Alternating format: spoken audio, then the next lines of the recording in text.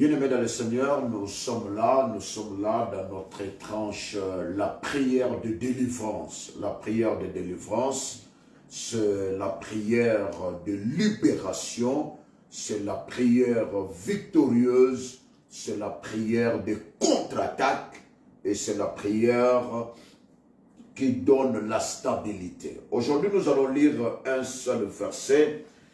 Romains chapitre 7, verset 24. Romains 7, verset 24, il est écrit: « Misérable que je suis, qui me délivrera du corps de cette mort? Misérable que je suis, qui me délivrera du corps de la mort? » Ici, nous avons l'apôtre Paul qui parle de certaines réalités de sa vie.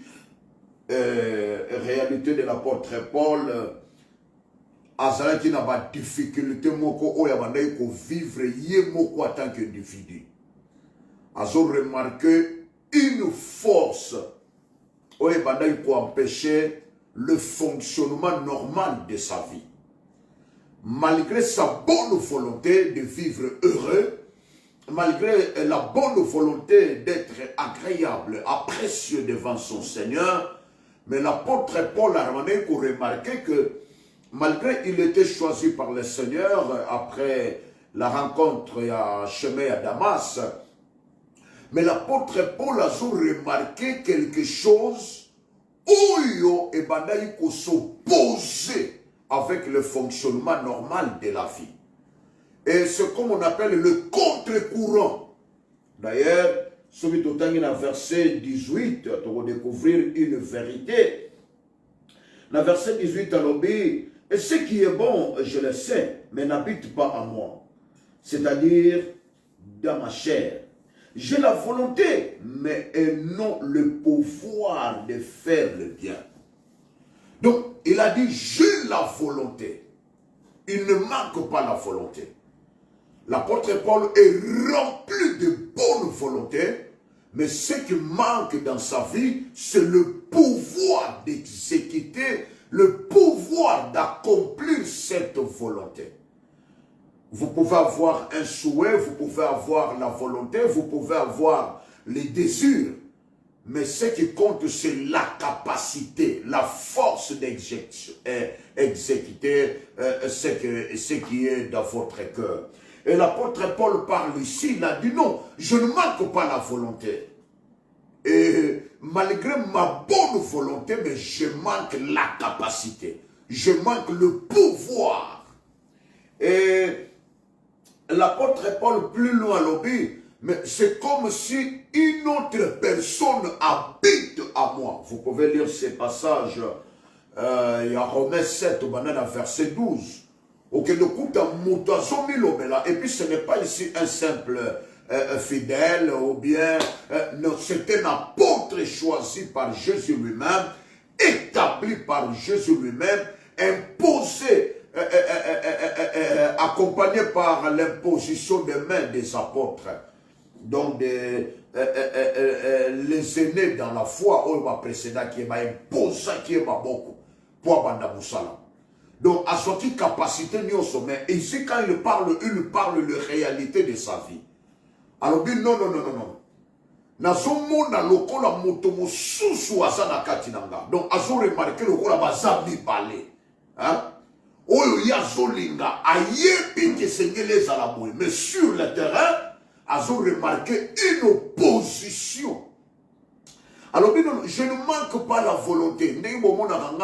Nana volonté. Ce que c'est la volonté quand on a salaka, n'enazo se plaindre boyete. Alors, mais j'ai la bonne volonté dans verset 18, mais ce qui manque, la capacité. Donc, ils n'ont pas pu belé, oyo, basant la réalité, oyo, et la conclusion de l'apôtre Paul, c'est le verset 24. A remarqué qu'azo bundazo, mais quand ça ne va pas, dans verset 24, on dit: misérable que je suis, qui me délivrera? Un apôtre qui cherche la délivrance pour sa propre vie. Misérable. Le manque de délivrance est rendre Batouba misérable. Le manque de délivrance est rendre Batou incomplet. Le manque il y a délivrance est rendre Batou insatisfait. Le manque il y a délivrance est rendre Batou n'a pas vie de belé. Alors, non, na somo na lokola moto mosusu azoya kotia makambo na ye na place ya ngai. Nga moko kolo nzoto na yebi ke fo na zala boy, fo na fonctionner boy, fo na vivre boy. Mais na zomona lokola nguya moko ezoya pona kopekisa ndenge sengeli makambo ezala. Et alobi cette loi ezali loi moko oyezo me ma contradiction. Et abakisi koloba misérable que je suis. Oh bien-aimé, nangna ebisayo kozanga délivrance na vie, ezo rendre yo misérable. Kozanga délivrance na vie, ezo mema yo na vie à perte. Kozanga délivrance na vie, ezo ko activer certaines choses oyo. Et sengela ki kozala activité. Et tant l'apôtre Paul a reçu la déclaration oyo ayebi. Alors bien somona lokola na kati na nga une autre personne moto mosusu pe azali oyo azo salisa makambo na ye ekeseni na ya ngai. Oyo anga na salaka na yebia na zaka pe na posa suwe batu boni te aza na posa akende odela ya oyo azali.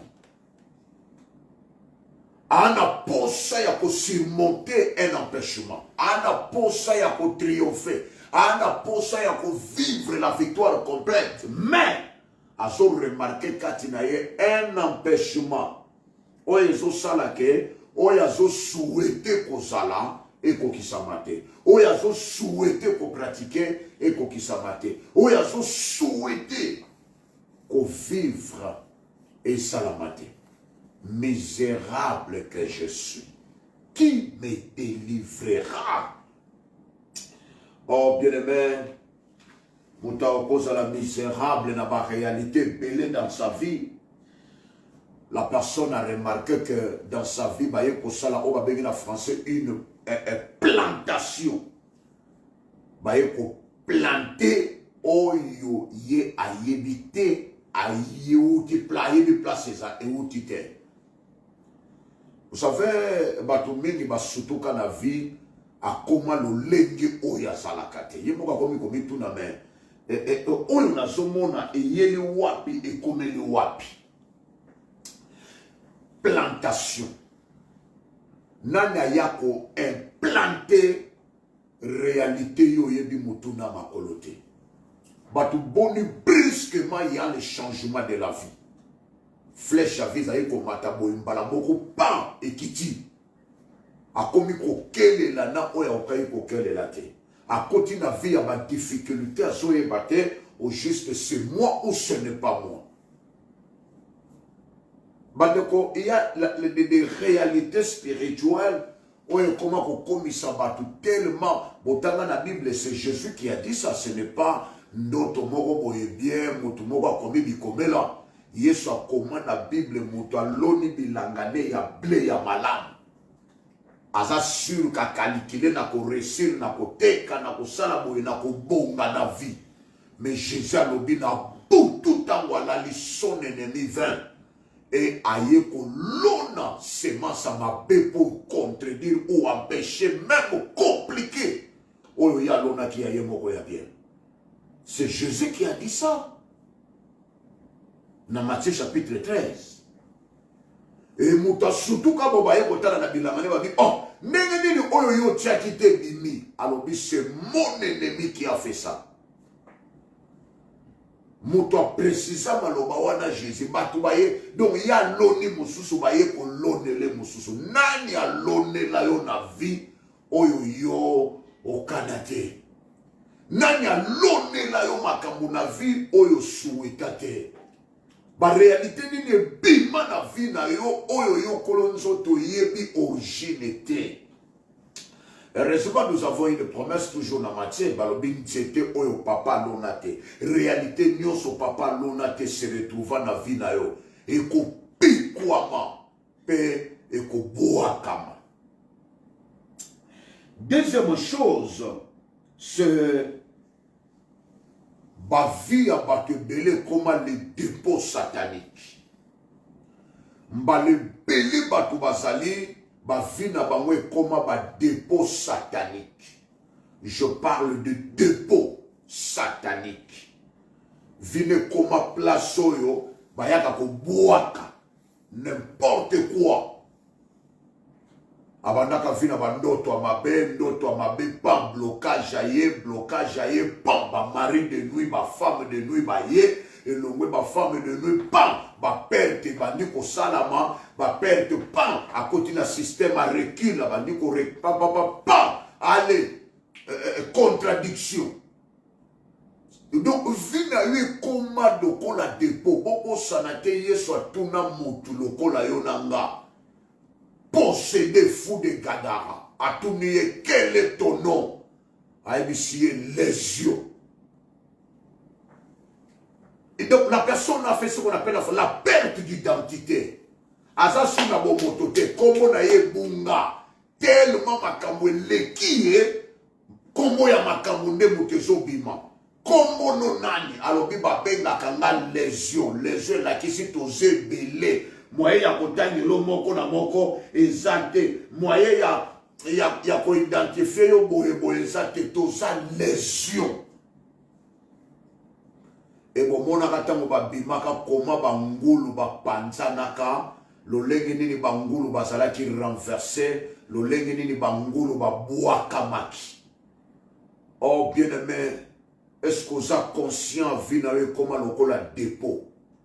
Un dépôt satanique, un dépôt de cauchemar.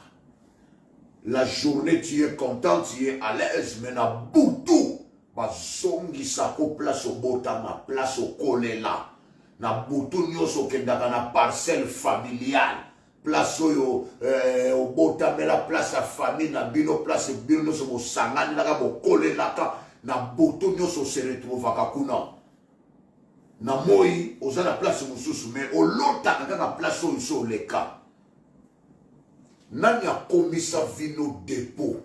Ayaka kotiaka ba plainte, ayaka kotiaka ba murmure, ayaka kotiaka ba recul. Nani a commis sa vino dépôt. Et pour la lobby, awa misérable que je suis, qui me délivrera? J'ai besoin de se séparer avec cette réalité, mais il y a la force qui empêche, misérable que je suis. Et là, comme on a pensé, tant que le passage, il y a des vies, la réalité cachée des ténèbres.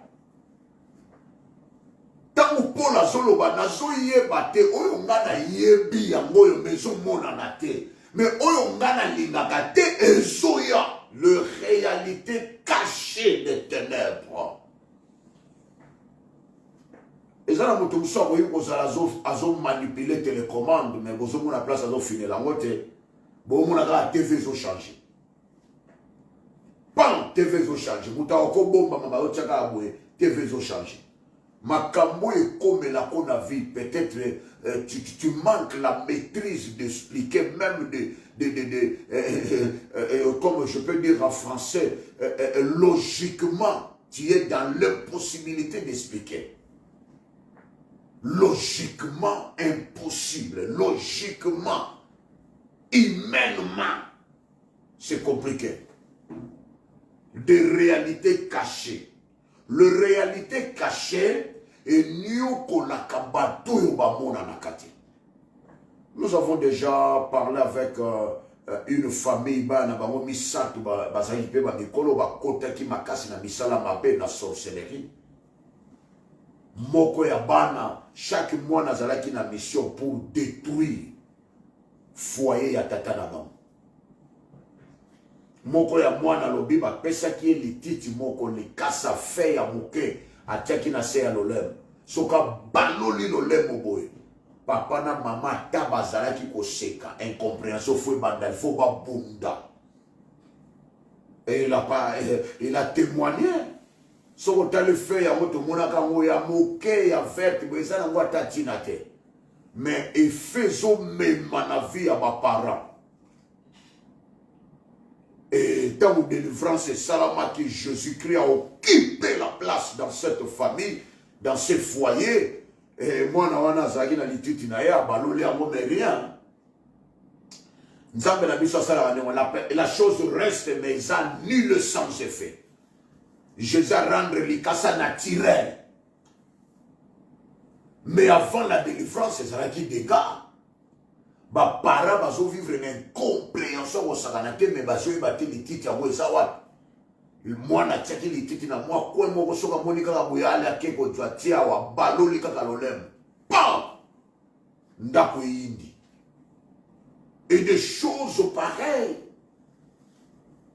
de réalité cachées des ténèbres mais eza caché mais ça peut indisposé qu'on panza bateau basa caché bateau basa visible tout n'est pas naturel tout n'est pas visible et ça la bateau mususu bazali na ba réalité cachée et zo nyoko la bango bateau baso monana parce que bazali ba victime il y a ba réalité ya ba paix.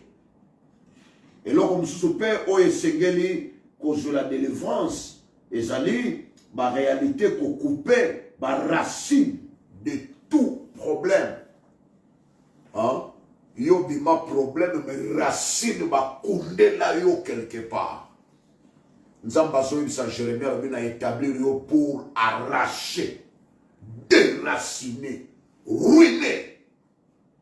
C'est pour vous présenter déjà cette position que Dieu prépare pour la victoire.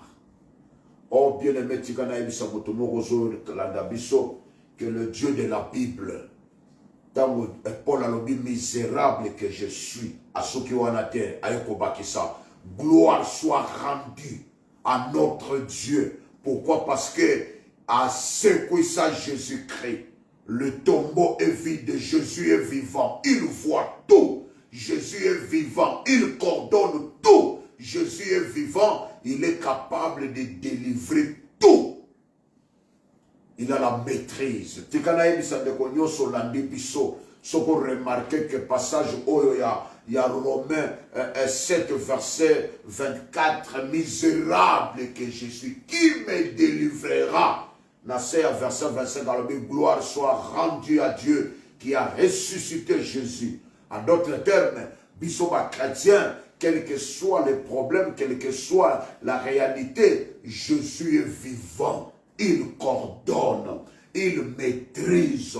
Oh, Jésus est vivant, il est capable d'aller au-delà, il est capable de le coordonner, il est capable d'arrêter la tempête satanique. Peut-être vous avez la volonté, mais vous manquez le pouvoir. Tu as la volonté, mais tu manques la capacité.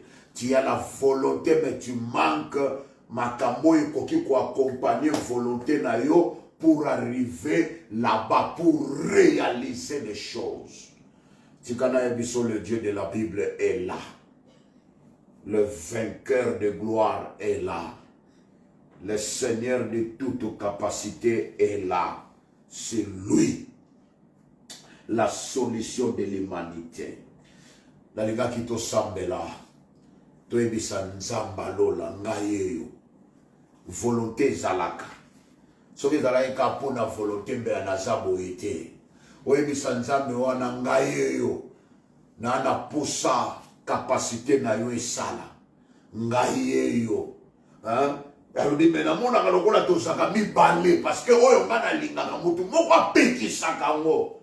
peut-être vous êtes accompagné avec un invisible au monde mais azali invisible mais ça peut déranger ta vie qui est visible. Misérable que je suis, Qui me délivrera? Jésus-Christ est vivant. Qui me délivrera? Le vainqueur de Golgotha. Qui me délivrera? Oya bimisa ki Lazare na tombe, Yehowana za capable. Il y a pour ça quelque chose. La Bible est confirmée. Il est le même hier, aujourd'hui et éternellement. Oh bien-aimé, Nalingito Sambela. Yebisa Nzamba Lola. Seigneur Ngayeyo. Nana besoin ya loboko na yo. Ngayeyo. Lobana Nzambe Lola. Nazana volonté. Volonté à kokoma marié, volonté à kokoma engagé, volonté à kozala stable, volonté à kozala un homme béni, mais je manque la capacité. Yango na ye pa na yo kolo na biyano, un Dieu qui parle, un Dieu qui agit. Loba na ye na poussane po na ye bisayo ngana kokite. Je manque la volonté, mais yo j'ai la volonté, mais je manque la capacité. Lobana nzamba accompagner capacité na yo na volonté na ngai. Prions le Seigneur. Oh éternel Dieu tout puissant et capable. Na ye ko présenter liboso na yo nzamba. Oh Seigneur, j'ai la volonté. Mais na ye ko senga pa na yo capacité. Capacité o na ye liboso na yo papa. Ngaye yo nzamba lia. Oh Seigneur Jésus. Nzamba le volonté na yo Seigneur. Nazosanga ba capacité. Mais nazosenga volonté na yo ekobisama na bongo inanga. Papa ngaye na ye liboso na yo. Ngaye na ye pa na yo. Ngaye na ye liboso na yo. Nasengi o transforme fina. Ngaye na ye pa na yo. Nasengi volonté na yo. Ekobisama na fina nga. Nasengi volonté na yo. Oh le Dieu de l'alliance. Papa sala na ngalo leke nyonso yo lingi. Ngaye na ye liboso na yo nzamba lola. Ngaye na ye komikabe pa na yo. Oh nzamba Israël. Nzamba alliance. Seigneur nasengi volonté na yo. Nasengi kaka volonté na yo. Ekokisama na fina nga. Nasengi volonté bato abokilise. Nasengi volonté ya libota na ngate. Nasengi volonté na nga moko te. Nasengi kaka volonté na ye kokisama. Ngaye yo nzamba lola. Ngaye na ye ko présenter pa na yo. Ngaye na ye ko présenter liboso na yo. Oh Seigneur nasengi volonté na yo. Nasengi volonté na yo Seigneur Jésus. Yahweh tika capacité na yo. Elata fina na Seigneur. Nabe soki volonté na yo. Ebonisa mina fina nga. Fina nge kolonga na humiliation. Fina nge kolonga na kata souffrance. Fina nge kolonga na kata pasi. Nasengi kaka volonté na yo. Tika ba capacité na yo elata fina nga. Tika ba capacité na yo. Elata ba projet na nga. Zamba alliance. Nasengi volonté na yo na fina. Nasengi ba capacité ya kokoma marié. Nasengi ba capacité ya kosala musala. Nasengi ba capacité ya kozala stable na vie. Tika volonté na yo. Et accomplis Seigneur ba désir ya fina nga. Volonté na yo Zamba lola. Dans le nom puissant de Jésus-Christ de glorieux. Bible lobi, Paul a lobi dans verset 18. Alobi nazomona lokola. Nguya mususu to moto mususu azana. Une autre personne. Jésus. Babengi accompagnateur invisible. Accompagnateur nini accompagnaka yo. Jésus. Makambo vino atakuto lobi te se yebani.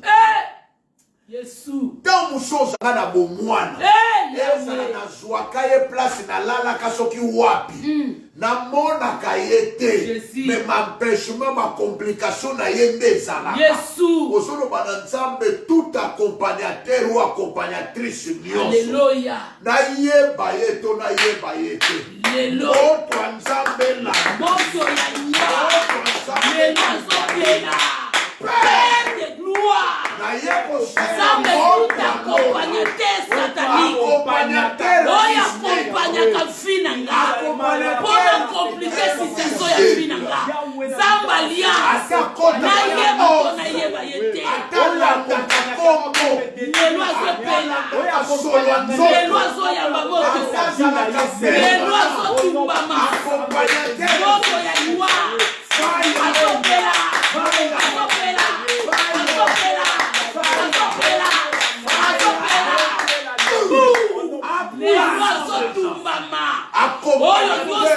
akompanyaka fina auta na membre ya famille auta na village natala botata te ya bomama mutu nyonso akompanyaka nga nayeba to nayeba ye azala za esprit azala za invisible lelo azoyamba lelo azotumba moto ya liwa moto ya liwa lelo azopela azopela azopela azopela azopela apela lelo azoyamba moto akozala échappe te accompagnateur nyonso ezala mpona na kate na bandoto ezala yaka na forme samba lola ezopelela pusasa mokolokalize ye place abimelaka lelo azosika lelo azoyaka moto lelo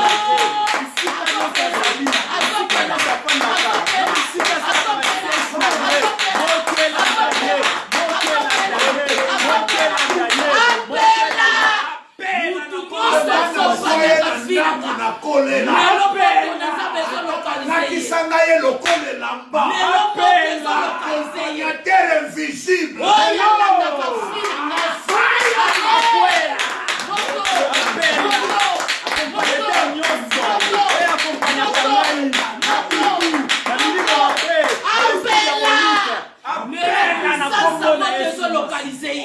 Mutu nyonso akompanyaka fina nga ezala yaka na forme ya nyama ezala yaka na forme ya esprit ezala primelaka nga na bandoto azala membre ya famille na nyonso lelo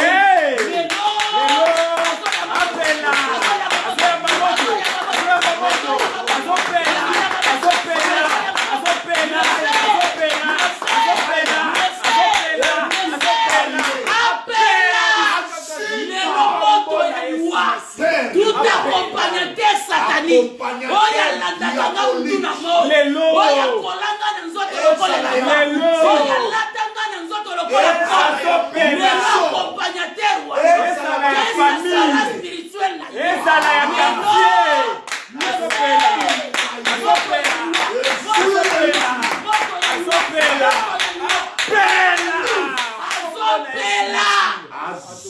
puissance à votre localisé. Au nom de Jésus. Aux hommes de là. Alléluia. Apôtre Paul a dit misérable que je suis. Eh Jésus. Qui me délivrera? Jésus. Alors que gloire soit rendue à Dieu. Alléluia. Oya sala que Jésus a bimana kunda. Amen. Aux hommes de là. Qui me délivrera? Jésus. Yebisa nzamba kangolo zala précis. Amen. Lobanzambe kangola ngana likaboy. Alléluia. Kangola ngana likaboy. Na boy kozala misérable. Na boy kozala malheureux. Manque à délivrance se rendre nga malheureux. Lobanza nzambe na ye na likaboy kangola nga. Tanga ngozala précis. Dans la mokolomoko yesu amoni Bartimée bazo meme penza azo mona te bazo tourner na sala nini pona yo malgré les besoins visibles mais le Seigneur a zaki na besoin ya précision yebisa nzambe kangolanga na likaboyo kangolanga ne loko allez prions le Seigneur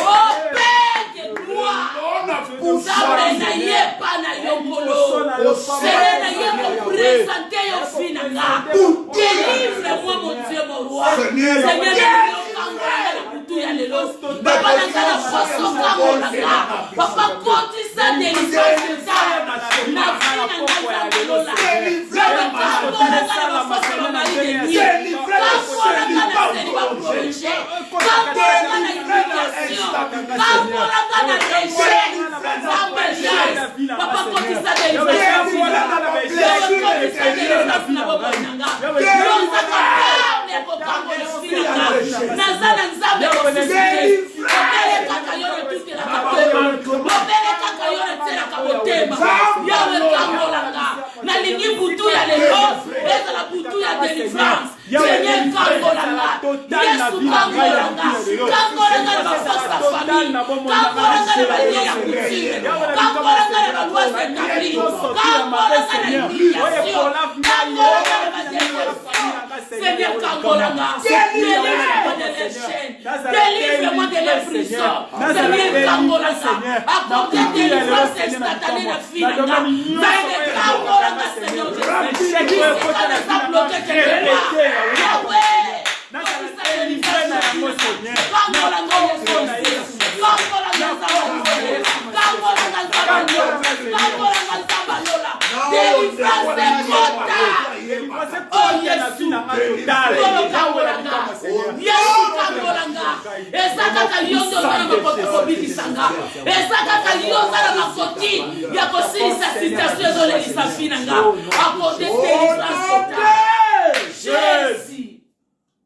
Bien-aimé, plantation nini. Oh Yesu. Oh yo yebite me balone la yo. Bachayo eloko moko na nzoto pona ko empêcher quelque chose. Oh Jésus. Yo moko kolo nzoto yebite. Ekota kana nini na maya komela. Alléluia. Eloko kolia. Elamba moko boyo yo laki nzoka ya eza compagnie. Jésus. Plantation satanique. Lelo. Toute plantation na vino. Alléluia. Ozo pikola yango. Na yeba place ezalaka na yeba te. Lelo. Oyo nyonso lo lelo na te. Lelo. Ah, banda ko pikola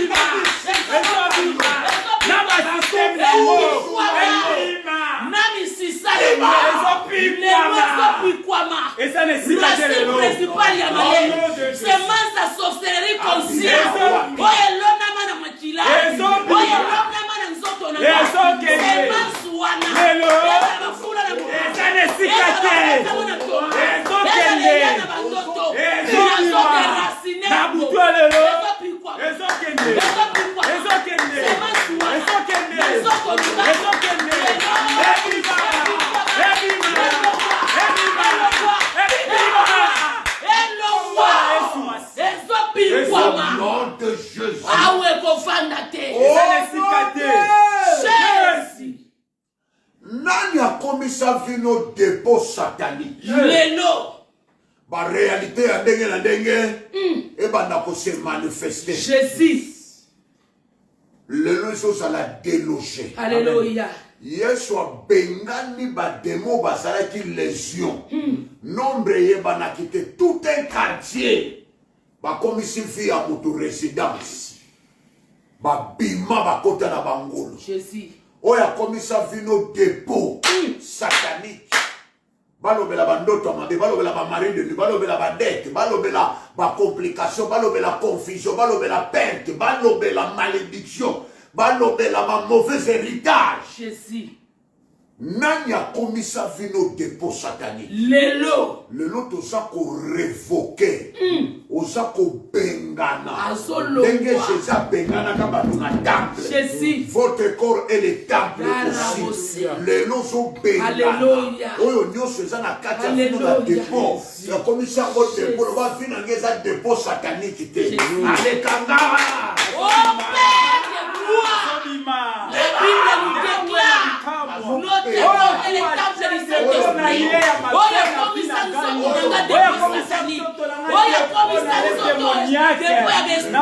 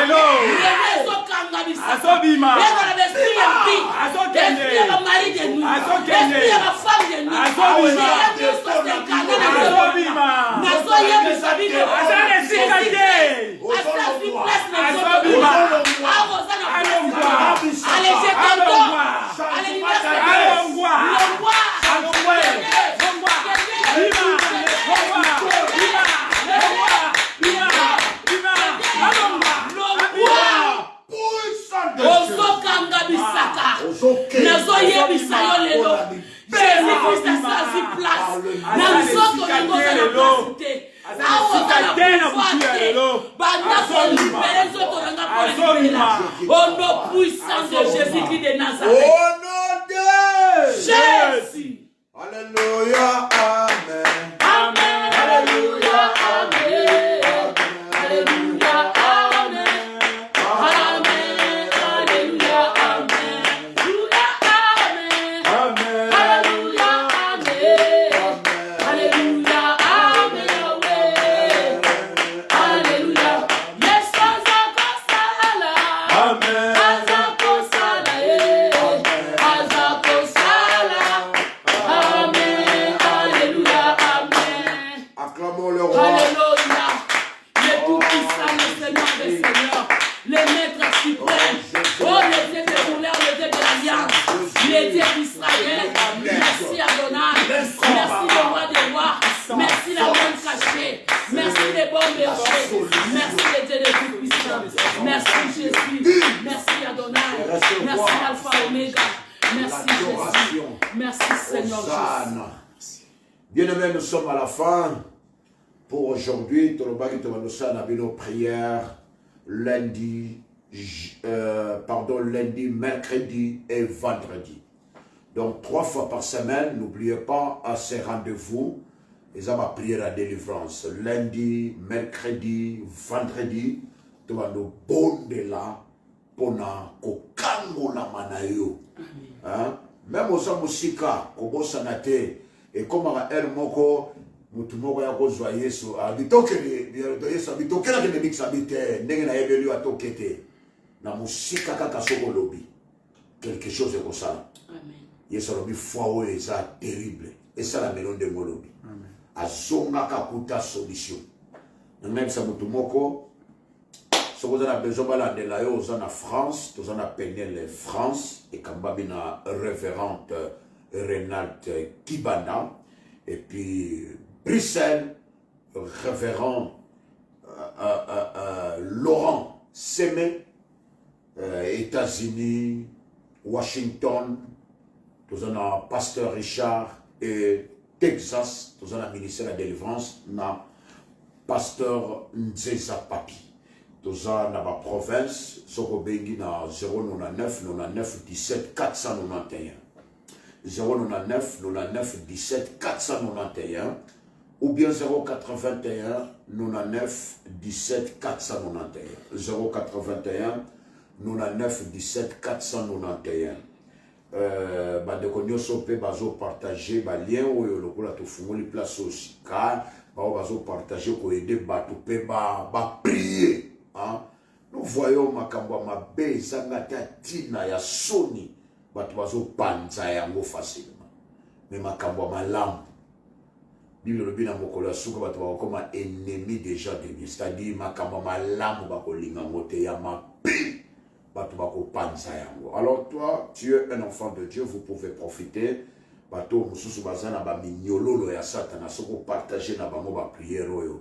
Et que sunga bango bayeba que chaque 23h l'heure de Kinshasa, nous avons 1 heure ya ba prière ya délivrance. Ezala ki la technique de konabiso gento intercession de konabiso mini bongo na direction votre serviteur apôtre Walo Mutsenga Malachi. Samedi, il y a dernier mois, chaque dernier samedi du mois, tous à la cana, prière to béni samedi chauffage. Bongo samedi, oyo, tous à la paix, dans le ministère de délivrance pénienne, l'Humété Première Rue, avenue Forgeron, 1942, dans l'Humété industrielle. 12h à 18h. Que le Seigneur vous bénisse. Bye bye.